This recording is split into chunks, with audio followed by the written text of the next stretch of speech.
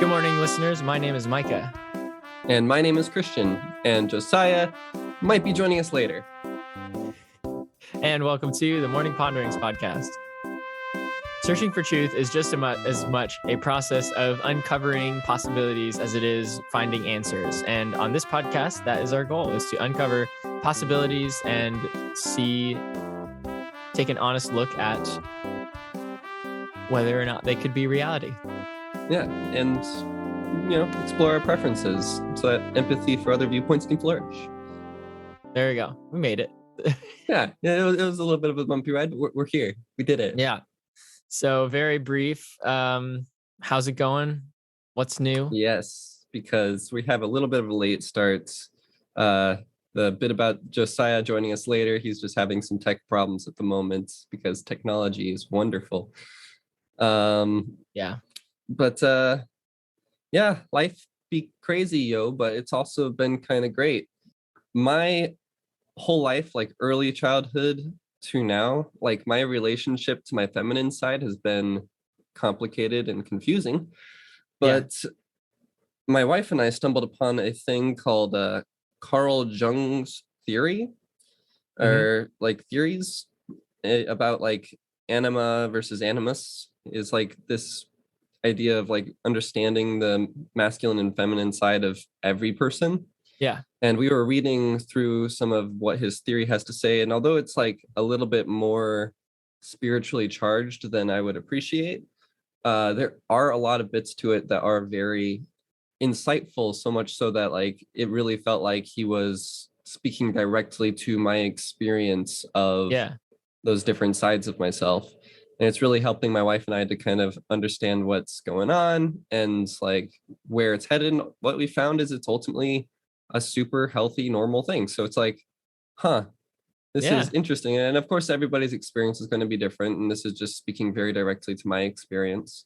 Yeah. And we're understanding it better. And it's like, oh, so this is just, part of being a healthy person, just figuring out how to like homogenize with myself as a complete person. Yeah, so definitely. That's cool. That's been like really revolutionary for me and has been very hope bringing, because there's just been that tension for a while of like, what even is that relationship? What does it even look like? And should I be? I don't know. For sure.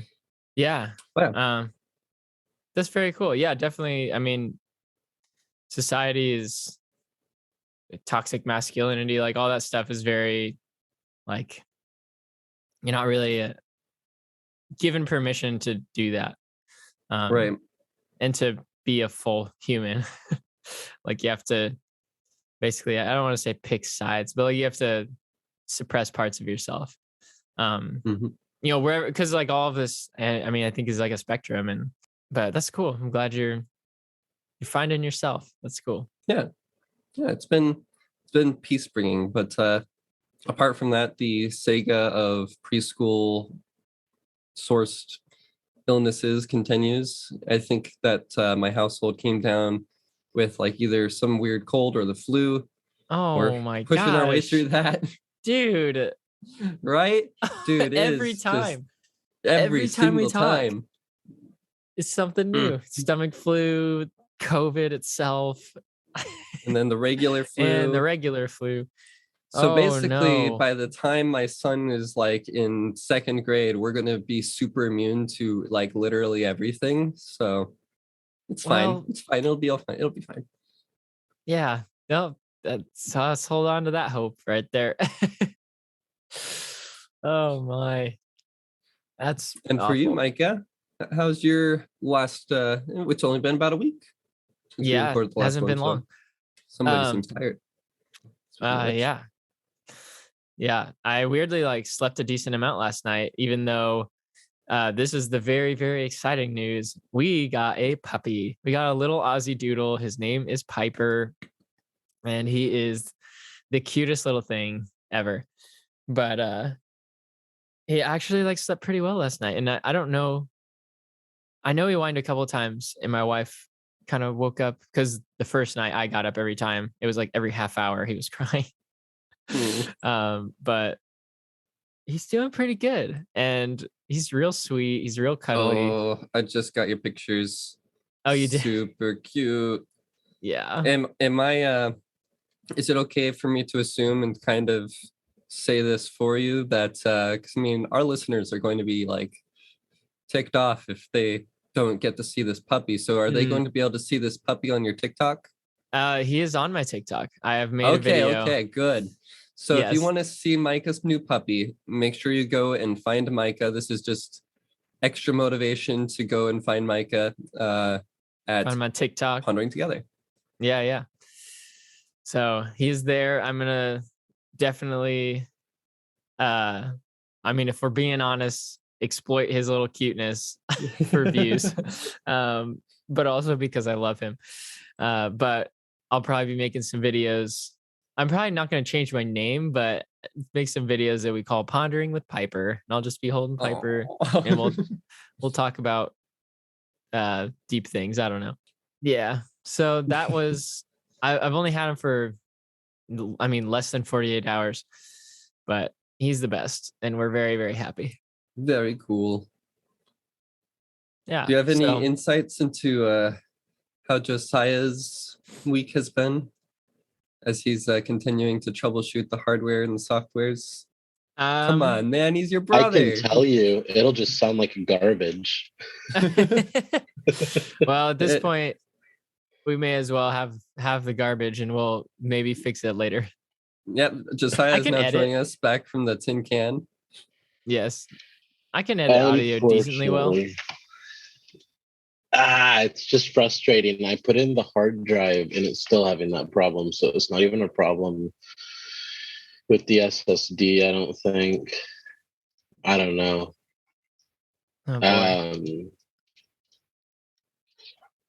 Anyway, I might just need to look into the Audacity stuff that I have installed on my computer and see if I need to like re-download it or anything.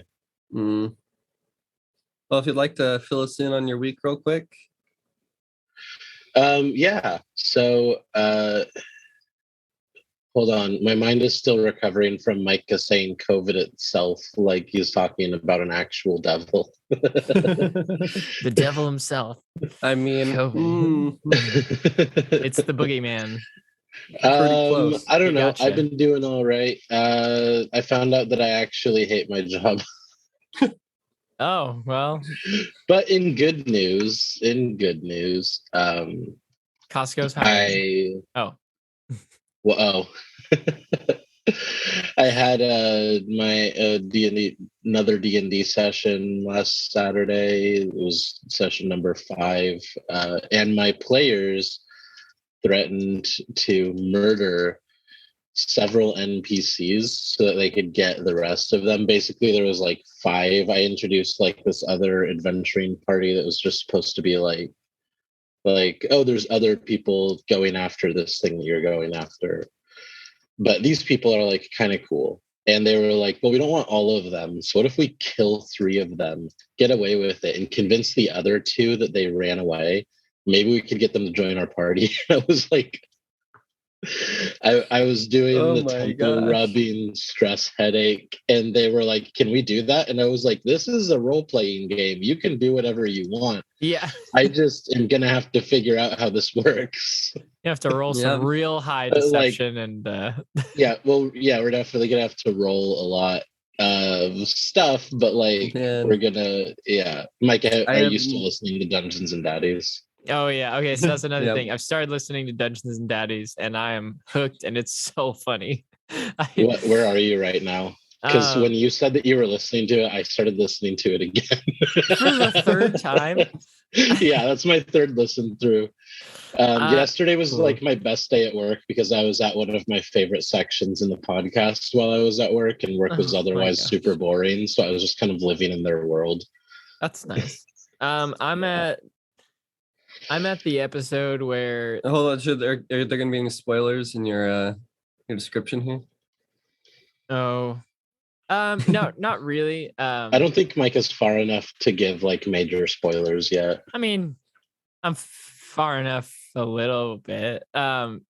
they had just met, I guess, ran into the second set. I don't want to say set, but like of children set. Does that make sense? So That's about as far as I am. Nick. I guess. They went to Nick yes. with the water mice and the Red Brand trailers. Yeah, all I know is like they just ran into them. Listening to Dungeons and Daddies has been a lot of fun because a lot of times when I'm listening to podcasts, I'm like trying to like learn things. But recently I'm like, I should just enjoy life a little more and listen into something just for fun. And this has been incredibly fun. One, for learning how D&D works before I play D&D, because I've had no clue really how it went down. But also just because they're hilarious. It's hilarious, and it's a genuinely good story. Like, Micah, you will cry at least once during the story. Yeah, some of my favorite D&D podcasts. And to our listeners, like, these podcasts are for adults. They are mature, but there's Dungeons and Daddies, Not Another D&D podcast, or otherwise known as NADPod, The Adventure Zone, and a lot of people really like Critical Role, I think Critical it is. Role. I've listened to some Critical Role. It was tough. For some reason, I couldn't get into Critical Role, which I'm so sorry to the D&D listeners here who are appalled at the thought of not getting it. Yeah, I'm massively appreciative of Critical Role, and their show, Vox Machina, is hilarious. That was a hilarious show, and also a very good show. But I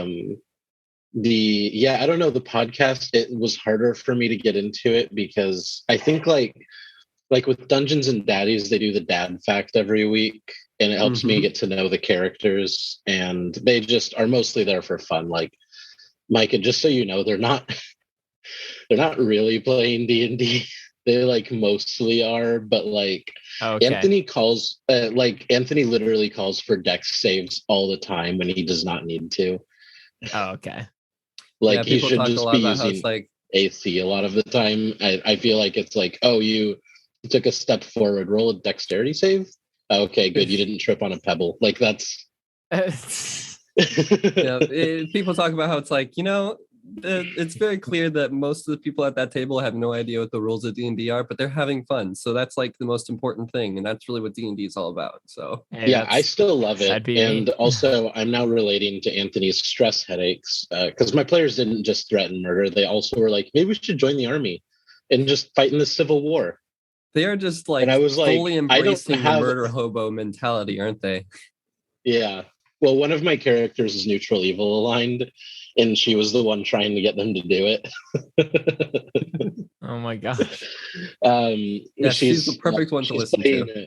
She's playing a fairy, and she didn't tell them that she was neutral evil aligned until after they decided not to go through with it. And because I made fun of somebody, I was like, oh, you're really playing into that chaotic good alignment there. And because I don't like make people stick to their alignments or whatever, but like I was just poking fun, and then Glenn was like, oh, well, I'm neutral evil because she's a fairy, and she was like, yeah, I'm like the fairy, like Tinkerbell, who tried to kill a child. Oh my gosh.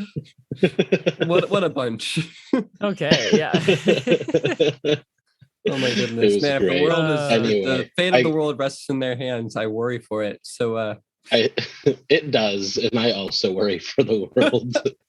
But fortunately, they're amazing at combat. Apparently, a lot of people have problems with their players during combat, and my players just like make decisions quickly and make good decisions. Well, most of them make good decisions, and mostly just own every combat encounter. Nice. So, yeah.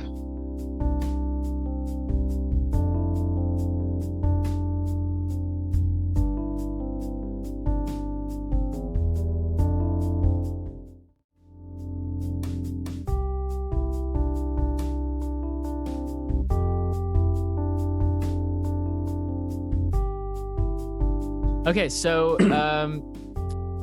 Christian, why don't you introduce the topic that you had in mind?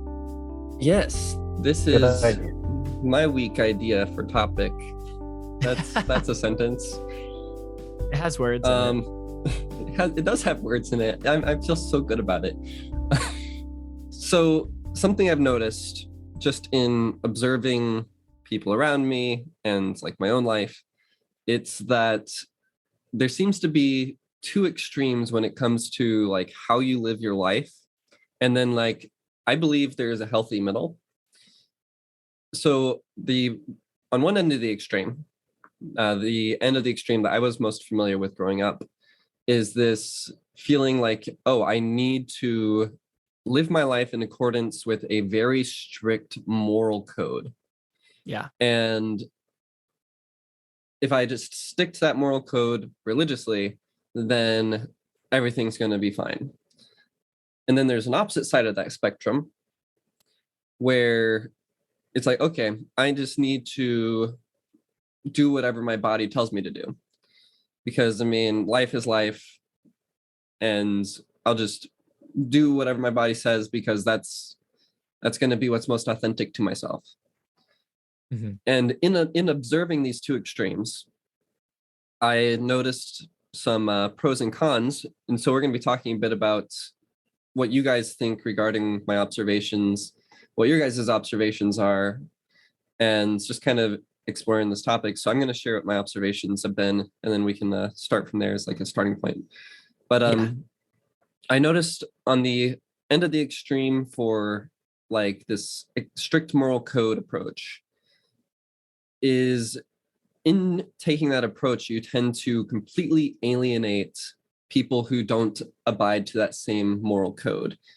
Maybe not completely, but like there's this tendency to feel like, oh, I'm not good enough for you, or oh, because you do this, I do this thing and you choose not to do this thing because you think that there's some kind of a moral issue with it, or like you need to take this moral precaution.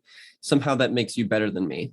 And it causes these rifts and divisions and makes people like come across as being unapproachable, and it damages relationships in that way. And then on the opposite side of the extreme, there's people who will just give into any and all bodily impulses, which can lead to things like abuse of substances or being disloyal to relationships, and maybe even handling relationships or problems that relationship has in a way that's rash and not level-headed and just very out of control. Yeah. And it hurts relationships in that way.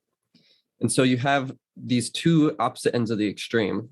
And one of the examples I like to use a lot to like exemplify this model is like profanity. In that, in the strict moral code, if you like say, oh, I'm never going to use profanity, then it has that alienating effect. And there's some people in the world who like profanity is a like way that they connect with people. And it is like it's a point of what's the word I'm looking for? I mean, for many, it's just part of their it's vocabulary. A point of relationship. Yeah. It's just part of their lingo, I guess. Right. And in a way, it can be like, oh, I feel safe and comfortable with this person because they aren't so stuck up that they don't use profanity. Like they're laid back, they're cool. And then on the other side of the extreme, like you have people who just use profanity at any given moment whenever they feel like it, and they're just super uncomfortable to be around. And it's like, okay, man, dial it back a few notches, because what you're saying is starting to just get downright uncomfortable. And so like those are like almost the opposite sides, and then there's this middle. And I think that there's a middle to every situation like this, where there's a healthy middle of like, oh, if I shouldn't completely remove profanity from my vocabulary, but I should be very intentional about how it manifests in my relationships and in my life. And it's a much more difficult like space to exist in, because one of the things I commonly hear about, one of the reasons I commonly hear people give for like, oh, I just choose not to use profanity at all because I don't want to make a habit of it. I don't want to slip up and have it just come out. And I mean, yeah, okay, that makes sense. And I'm not going to say like, oh, you shouldn't do that. Like it's a bad thing for you to say, oh, I'm never going to curse. But that does come at a cost. And I think if you can exercise the intentionality of like, oh, I recognize the dynamics of this relationship and profanity is not going to do anything good for it. And even like on a public platform, like I might choose not to like use profanity just because I know it's going to bother some people, but other people might because it's different target demographics. But for my specific target demographic, I would choose not to. And Right. but still in other situations, like when I'm playing video games and I'm trying to build camaraderie with my like teammates and I'm not sitting around my family and everything like that, like I might use some profanity to connect with them, to make them feel comfortable around me and build that relationship. And so I choose to take a very intentional approach, which sure might be risky in terms of like, oh, I might form bad habits, but I've also managed to form some good like habits just in the time of my life when I didn't use any profanity of like, oh, if I stub my toe, I'm probably going to scream a bunch of gibberish before I scream a curse word. Sure. But yeah. So that was a very long That's a good intro though. take an intro. So I'm going to be quiet for a little bit while you guys give your thoughts, whether or not you've observed the same things, what you guys think about what I've observed, that good stuff. Yeah. So one before I like I guess say much, which I guess I'll maybe ask a rhetorical question and then just continue talking. But like in a lot of situations with a moral code, because I also kind of agree that like and we'll hopefully get there, that I think there should be a balance to some extent of like having some sort of like morality structure, and then also listening to like your body and different situations. But in the example of like profanity, like is profanity itself what is wrong, or is it the situation and the effect that it has in different situations? And like I at least stand on it is always going to be situational. Because like it is a very different situation whenever you are just like stubbing your toe and like saying something, and then when you are like saying it to a person to degrade them, like those are very different situations that should not require the same kind of moral microscope, I guess, whenever you're looking at your own actions. Let's see, where was I going with that? So like did you have words just I was gonna say I can interject if you need to gather your thoughts. There you go. Yeah, you go for it. Mostly a quick joke, but like when you work at a restaurant, if you're not using profanity, it's almost like you're not speaking English. And like a phrase that might come across as offensive if you were to say it to somebody outside of that context, like F you, in that context is more of just a way of saying hello. Like the humor, because in kitchens it's very stressful and the humor becomes very aggressive in order to deal with that, and it's not ever meant to be like degrading of another person. It's just expressing frustrations in kind of I would call it like an emotional safe space, honestly, like saying that kind of stuff in that frustration and not meaning it at another person, and then that person just saying something like F you too and laughing or something like that is like it's very cathartic, and it helps you feel like you're in a safe environment when there's a very stressful situation going on. So like it's extremely contextual, because even like, the exact same phrase copy and pasted from scenario to scenario is going to change how it's affected. But that's also kind of true with a lot of speech. I was gonna say, like, I was gonna lead up to what I was about to say, but I'll just like go for it. So like with this like balance, I think you were right in saying that people who like follow the very strict moral code, and like I think some people would say that like just profanity in general is wrong no matter what, which I don't like. I understand where they're coming from, but I also like don't understand why. But it does very easily, very quickly turn into like a superiority thing. And I know it was for me, like at a time, because you look down on people who like that's their normal language, or that's like for some, like, I mean, scientifically even like proven to like be therapeutic. Um, and you can just quickly look down on people, even if they follow most of your same moral code. Like they're like, I remember growing up, very much not allowed to say anything, be around it, whatever. And then meeting Christians who cussed, and I was like, what is happening? Right? Like, It's like, what were you gonna say, Christian? I was just Oh, you were just responding. Okay, I was my just bad. responding. Just guttural noises Okay, as a my bad. response. I thought you started to say, okay, my bad. Oh my gosh. But like that was a weird thing for me, because I thought that just cussing was like just inherently wrong.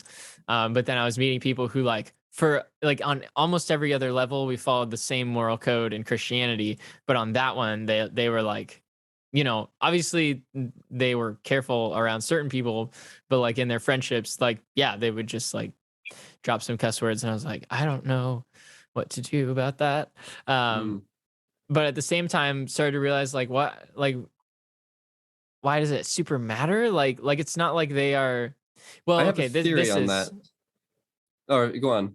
Yeah, this is like what I think for me, where things started to break down very quickly as I started to, I guess, think about that topic more, is that people who follow that very strict moral code of cussing often will either, for one, say the same thing just with different words, like we have all the replacement words, but but also say even more hurtful things, but feel more justified just because they didn't use a curse word.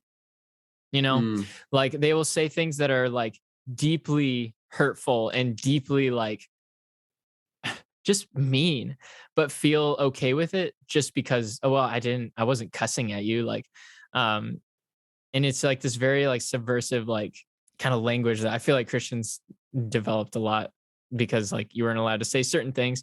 And so you had to come up with like creative ways to, I guess, degrade people. And so then like in that way, I see that as being like somewhat worse.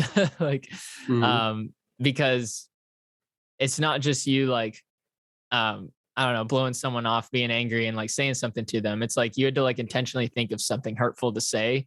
Yeah, like it almost has to be more personal. Yeah. More specific.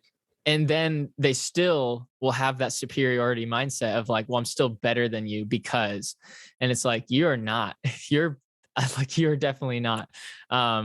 Sometimes worse. And so then like the moral code becomes like somewhat pointless, because like it's not actually leading you to become a, like, I guess what would you could say is like a nicer person. Like it's somehow made you worse. And so like, I think something, sorry, go on. I guess like that's kind of where like the balance and like things start to tip different ways. And it becomes a complex issue. Like it's not like as simple as even like a spectrum. It's like a plane, we're all over the place. But go with your thoughts.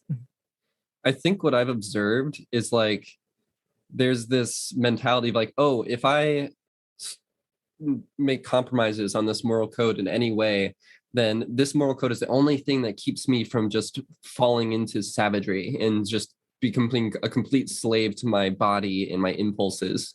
There seems to be that kind of mentality. And I feel like the idea of like, oh, I shouldn't curse because it's going to make me turn into a belligerent, unintentional, like just absolute like murderer with words. And even like, oh, I shouldn't drink because it's going to make me become a drunkard, or I shouldn't XYZ because it's going to immediately slippery slope right into the worst case scenario. This idea of being intentional and being able to exist in the middle is not only like not seen as an option, but it's not seen as like possible. Yeah. Have you guys seen that? Have you guys observed that? 100%. Yeah. I mean, just the very slippery slope mindset. And then also like a lack of respect for people who are in the middle. And like, because like you said, like, it's not really an option. They're like, you're on you're on your way to one way or the other. Like there is no like just existing in the middle, which I think is just a very narrow way to like see reality. Especially whenever I started to like I learned a lot of things in college. Like I also thought that just drinking at all was wrong, but then I met Christians who like were drinking and like not getting drunk sometimes, but like I guess some of them, but like most of them not. And I was like, wait, what? Like I was so confused. I was like, I thought, okay, I kind of just like went along with it. But it was like weird to watch somebody in the middle who like, would drink some alcohol, but it wasn't like they were like, I don't know, the image you have in your head of just like going crazy and just like getting drunk every you time. imagine best case scenario is like they become Bible man out in the middle of the woods tearing their like suit off or something like that, and because they've ruined their life with the alcohol. And then they come back to Jesus. That's like best case scenario for someone who has a beer. Yeah. That's like the image. Or like at some point you'll get there, like there's no oh my gosh. Like there's no in between. And like I think that's a danger. That can be a danger with like a very strict moral code that like has no room for, I guess, gray areas and like existing in nuance. Is like it's impossible for you to even see the world in anything but black and white and anything but these extremes, basically. And the people in the middle, you kind of have to pretend like they don't exist because like you've been given a worldview that doesn't see them as valid. Yeah. I have stuff about drugs if you guys want to go down that rabbit hole. I noticed we focused on cussing because that's very easy to talk about. Yeah, I mean, we haven't gotten your take on it very much just yet. So yeah, well, that's hey, drugs. true. When we're talking about listening to your body and moral code and stuff, drugs is probably a good intersection of that. So have fun. Yeah. Okay, cool. Balls in my court. I'm a hedonist. No, I'm kidding. But this is kind of about hedonism, which is the moral philosophy that is essentially chasing the dopamine is morally good, which I can talk about because in more tame conversations, chasing the dopamine for like neurodivergent people is actually necessary. Mm. But that's because a neurodivergent person typically only gets dopamine from like a very small subset of things, which is why ADHD people seem hyperactive or attention deficit is because they're not interested in the thing that's going on, and like physically they're not capable of being interested in the thing that's going on. Like they can mask and pretend, but at the end of the day, it's like going over the head. They might absorb some of it, but like it's just the reason that they feel the need to do something else or become hyperactive is often just to stim, which is also necessary for emotional regulation in neurodivergent people. Stimming is like making like little noises or bodily movements. Using fidget spinners is a good stim. That's why those exist. Stuff like that. So that's actually like really necessary. And so that kind of talks into your point of like, it is problematic to tell people not to listen to their bodies because that can just lead to a lot of emotional harm for a lot of people. Yeah. I was going to talk about the drugs because I feel like there's a lot of nuance to that conversation when we get into to what extent is somebody listening to their body the thing that's kind of ruining their life. I know this because I got into some studies. I once debated about drug use in high school, and I think the most bullcrap speech I've ever given somehow won me a debate, but it was about like the structures of society falling apart when drugs become decriminalized. And I knew at the time, like in a debate, you have to say whatever you can to win. Because conceding a debate is you just concede. And like I knew when I was saying it that it was a bullcrap speech. I was like, nothing that I'm saying right now makes sense. I'm abstracting far enough away that maybe the judge won't notice. But like, I know that I have nothing to stand on here because this just everything that my opponent said makes sense. Oh man. It's somehow I won that, but it probably Your had to do opponent's more listening with right now, being like, "I knew it." See, I knew yeah, it. exactly. They found our podcast. I know exactly who you are. Yeah, I know that voice. I remember from high school. But some interesting studies. So I actually looked them up because I wanted to make sure. I found the one about abstinence. So something like what Micah said, the really intense moral code on something like alcohol use is something that can lead to like people using it more. I think that's what you said. I might have misread what you said, but it sounded like you were going in that direction of like it doesn't teach people. You're raising your eyebrows at me like you didn't say that. No, I think what you're saying is good. I don't know if I was going there, but that I'm glad you were going there. Oh, okay. I somewhat think I hinted took, at it. I somewhat hinted at it. I think I heard you going in that direction at the end of what you were saying, that like the really intense moral codes can be a problem in terms of people regulating their use of substances. Something like alcohol, like if you like people who grew up like super conservative Christian can fall into alcoholism because they never learned any healthy ways of dealing with like using that. Yeah, it's either but I don't drink alcohol at all, or I'm just gonna be a complete alcoholic, and there's no even consideration of like, what does a healthy relationship with alcohol use look like? Right, that you might just have a couple of beers on a Friday, and that's like the extent of your alcohol use. Which a lot of people, that's the case. But I'm looking at this craving incubation test. There's a lot of tests done in rats. One of the tests that we get our studies on addiction from is basically a test where they put a rat in a cage and they gave him basically heroin water and regular water. That was it. And the rat just mostly drank from the heroin water. And we're like, okay, so heroin's addictive. And some people were like, well, maybe, but like that rat had a pretty boring life. I'd be doing the heroin too.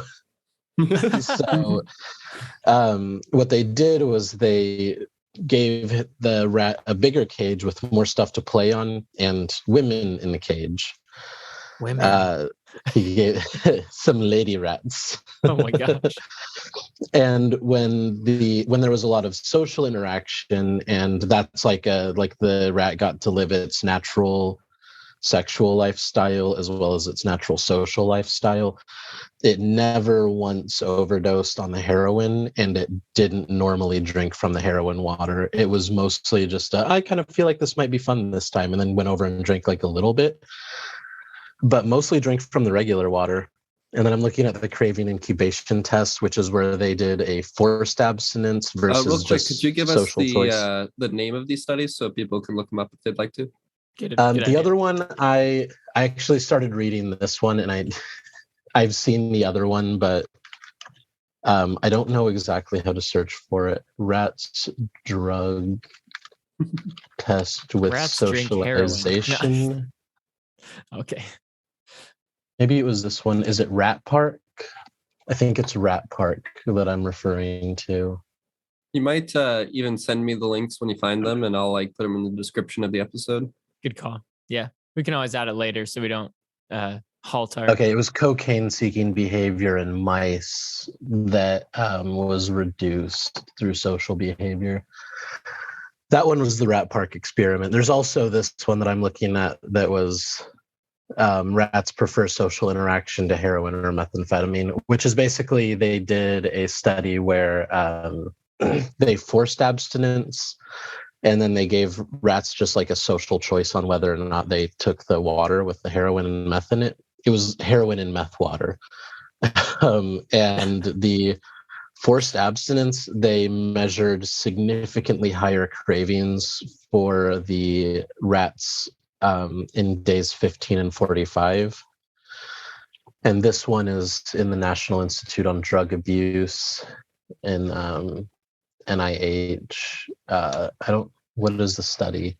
rat. I think the study is just called "Rats Prefer Social Interaction to Heroin or Methamphetamine."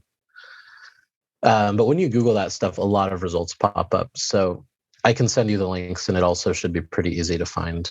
This one involved a Dr. Venero. The article that I'm reading was written by William Ross Perlman, PhD, CMPP. I don't know what that means, but I said PP, and that's kind of funny. Anyway, in the forced abstinence where they had the drugs removed, they had significantly higher cravings for the drugs as opposed to when it was just a social choice. And when it was a social choice, they just kind of most of the time chose not to like drink the water. And they recognize that for this information to be useful, we have to take into account that humans have much more complicated social behaviors than rats and mice. But essentially what I'm getting at is that I think that there's very complicated issues that go into things like drug use.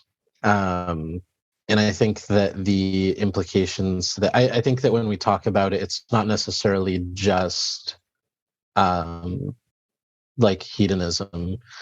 Some people really do use drugs because the world sucks and they're hopeless about it. They don't see a point in not using drugs because like we're all going to die, or like the people don't care, like people don't care to make the world a better place.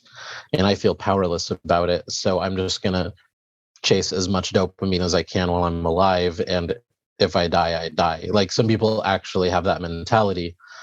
That's a mental health thing as well. That's not necessarily in relation to the chasing the dopamine thing. But I just think it's an interesting discussion. I'm not saying do drugs, kids. I'm saying, I'm saying that our conversation about it can branch into things like how society's structure can affect the way that people use these things. Because it's possible in a distant utopia that something like using drugs isn't seen as a taboo, and it's not seen as a way of coping with a horrible world. It's just every once in a while I might do something for fun, and it never breaches into the level of like abuse or like just constantly chasing that. Addiction.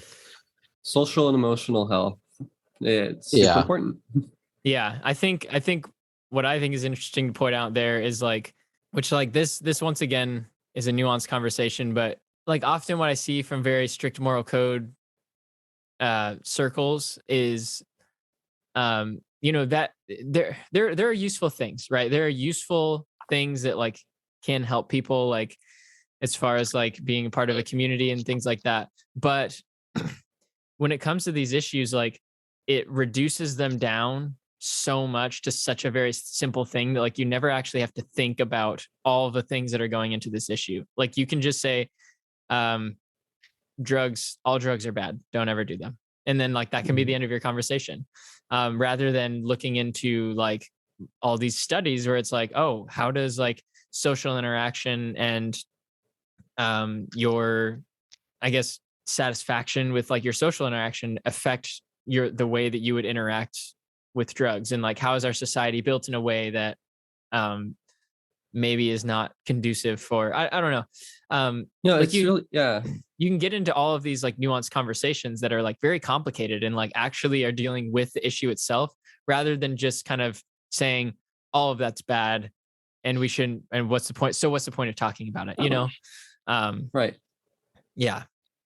I think that like hearing about the studies and like the results of the studies, like I think it really confirms the way I kind of choose to try and apply this knowledge to my life, in that I basically let my desires for my social life and my relationships dictate my behavior in an authentic way. Like I don't behave inauthentically to manipulate the relationships and to be what I want them to be. I apply the behaviors necessary and authentically to get and maintain the relationships I desire, which I mean, anybody does. That's how humans should operate in non-manipulative ways. So I let like the relationships I want to maintain dictate my behaviors, and not necessarily my bodily impulses. But sometimes my body is saying, hey, you need to do this thing. and it's not necessarily a bad behavior, and it's not going to cost me any kind of relationship, so I do it. But other times it's like, hey, this, maybe it's not even a bad behavior per se, and it's not necessarily unhealthy or something, but there's like, oh, if I do this, it's going to cause tensions with this relationship here, so maybe I shouldn't. But that doesn't necessarily mean I should completely neglect what my body was just trying to tell me. And even if I am like, my body's saying I should do this, and so even if I have no inhibitions and I choose to do it, I still might miss what my body was trying to tell me. And so I think that it's important to be like, okay, so not only is my body saying, hey, I should do this, it's important to understand, why might my body be telling me that I need to do this? Like, maybe I'm deficient in some kind of vitamin. Maybe I need more social life and more interactions. Maybe this is a point of growth that I'm going through right now, and this is a step along the way, and I need to understand it better so I can more effectively embrace it and cultivate it. And so that's kind of where I'm at. It's like, I let my relationships dictate my behaviors, but I still listen to my body. And even when I don't act upon what my body is telling me, like it doesn't manifest in a direct behavior, I still try to act upon, like, why is my body telling me what it's saying? And I try to meet those needs in healthy ways and that sort of thing. And sometimes your body's telling you, hey, by the way, these relationships are not sustainable because they are robbing you of things that are detrimental to your needs. And so then you have to make that choice. It's like, okay, is this a relationship that I can walk away from? Would it be good for me to? Like, there's just sometimes people will attach themselves to you as a lifeline, and you can't handle that. And so if you were to crumble from the weight of that, they would crumble too, and you'd feel like a horrible person. Then you have to set boundaries.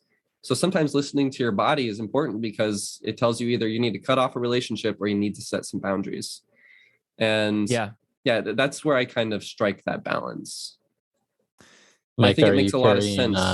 Piper. Yes, I am. He was whining. Okay, I need to see him. Need to see the puppers. Oh, there's the dopamine. Look at that. Yes, he's so cute. Those big puppy eyes. Yeah. But yeah, like, I think it makes a lot of sense with what Josiah was saying. Like, it's like either you can invest into your social life and your relationships and just those other healthy ways of expressing and being yourself as a way to mitigate the pitfalls of like addiction and substance abuse and just unintentional damaging behavior. Yeah, absolutely. Like, there's a lot to say there. What were we going to say, Josiah? I think I was going to say, while you were talking, I was both listening and reading the Rat Park experiments, just to confirm that's what I was talking about. It is Rat Park. That's what I was talking about. And if you Google that, you'll find a helpful Wikipedia article on it with resources at the bottom for where they got the information. That's what Wikipedia is good for. But I was going to say, I think one of the other important lessons from experiments like that is to not necessarily individualize the moral issues surrounding things like substance abuse. Because what they teach us is that we as a society play into the way that people hurt themselves. I'm personally of the belief that collectivism is the only way for individuals to actually be free, which sounds counterintuitive, because you think, like, if I'm forced to do things that benefit everybody instead of just benefiting myself, then I'm restricted and I have to work for other people. But that is a individualistic mindset where you assume that you're the one working for everybody else. Everybody else is also working into you and empowering you as a person. So the idea is that it's reciprocal. We all benefit from each other in that sort of an environment. And we just engage in giving to each other. So I think that it's one of the things that makes me look at things more collectively, where I see it as a symptom of a a society that is not doing its job. But while we live in an individualistic society, another lesson from it is if you feel yourself chasing the dopamine, sometimes obviously you need to listen to your body. You need to do things that like you need to maybe take a mental health day, stop working so much, stuff like that. Like you need to help yourself. You can also ask yourself, like, what is it that I really need? Like, what will fulfill me? And you may not have the answer to that because that's a very difficult question to answer.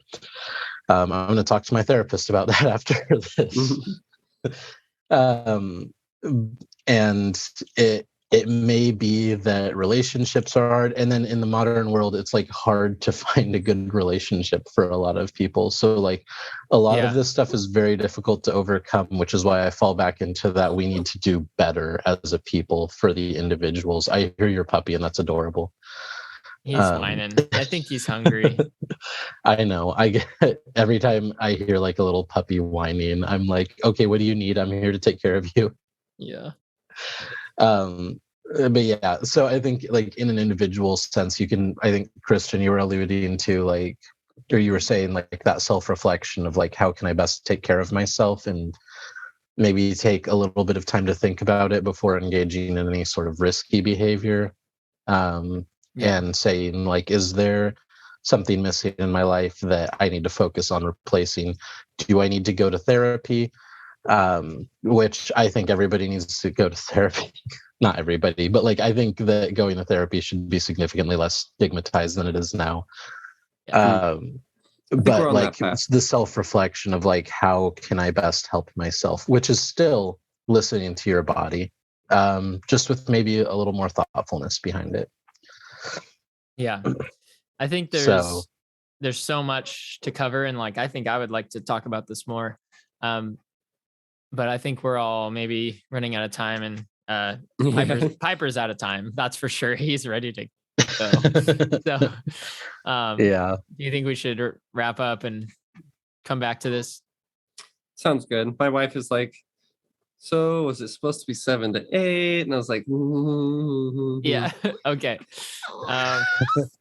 Yeah, Piper is. I don't know what he needs. I think he's hungry, but he's restless. He probably needs food. Yeah. So maybe to go outside. At this point, Micah, you probably have an outro that you can just copy and paste, right? I may just do that. But thank you all for joining us. This was a good talk. We will probably talk about this again soon because there's so much more that we can. Oh my gosh, there's so much more that we can cover. And sorry if you hear. Well, I guess not sorry. You're hearing my little puppy, my little friend, in the background. Yeah. But just how about you? Well, no, let's just say you can find me at Pondering Together on TikTok. You can find me at Truth Voyager. I might post content there again soon. I don't know. We'll see. And you can find me at Something Matters. And always remember, stay communist, everybody. I'm just okay. I think I'm the only communist on this podcast. It's okay. I'm just joking. Yeah. I don't know enough to say what you should be. I don't know. Go just figure it out. We should talk about it sometime. Yeah, for sure. When let's talk about financial ethics. Lots of misconceptions about that. Anyway, talk to y'all soon, everybody.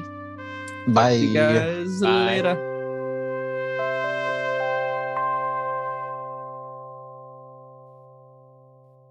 Searching for my truth mind just went blank. Here, I'll do your part that you've added in. Okay. Searching for truth is just as much darn it.